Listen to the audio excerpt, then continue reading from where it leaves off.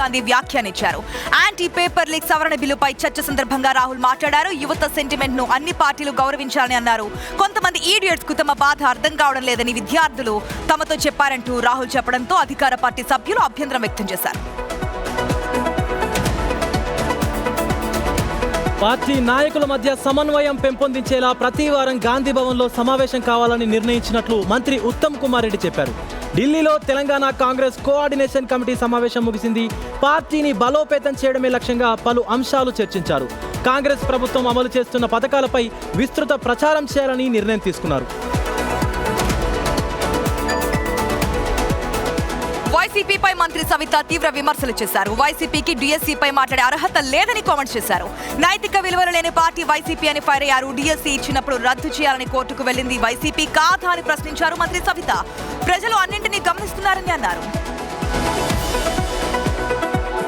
Palasa hit and run కేసులో remand ఖైదీగా ఉన్న మాజీ మంత్రి సీదిరి అప్పలరాజు కొడుకు ఆరవ్ వర్మ రిలీజ్ అయ్యారు. కోర్టు బెయిల్ మంజూరు చేయడంతో అంపోలు జైలు నుంచి ఆరవ్ వర్మ సిద్ధార్థలు బయటకు వచ్చారు. జైలు నుంచి వచ్చిన ఆరవ్ను చూసి సీదిరి భార్య ఎమోషనల్ అయ్యారు.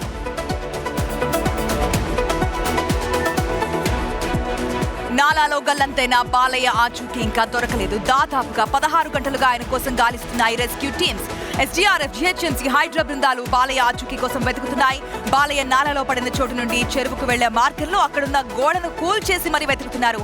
జేసీబీ ద్వారా నీటిని బయటకు పంపించేందుకు యత్నిస్తున్నారు. నీరు వెళ్లిపోతే గాలింపు చర్యలు ఈజీ అవుతాయంటున్నారు అధికారులు.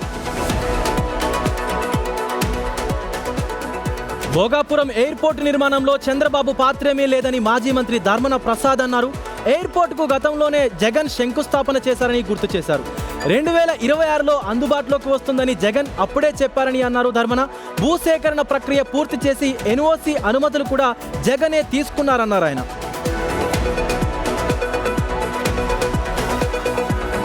ఢిల్లీకి వెళ్లేందుకు మాజీ సీఎం జగన్ సిద్ధమవుతున్నట్లు ప్రచారం ఊపందుకుంది. ప్రధాని మోదీ అమిత్ షాతో వైసీపీ అధినేత భేటీ కాబోతున్నారన్న చర్చ రాజకీయ వర్గాల్లో జరుగుతోంది.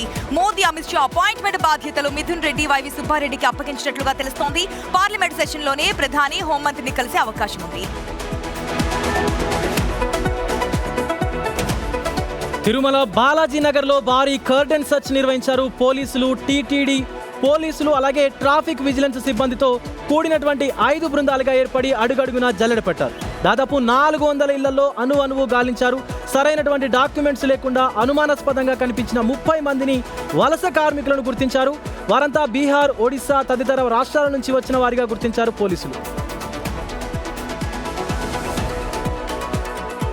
ఆదిలాబాద్ లో 4 ఏళ్ల చిన్నారి కిడ్నాప్ కథ సుఖాంతమైంది. మధ్యలో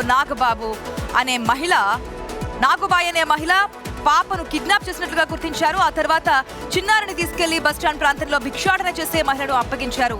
లేటెస్ట్ టెక్నాలజీ ఉపయోగించి ఆ భిక్షాటన చేసే మహిళను ట్రేస్ అవుట్ చేశారు పోలీసులు. ఆమె నుంచి పాపను స్వాధీనం చేసుకున్నారు.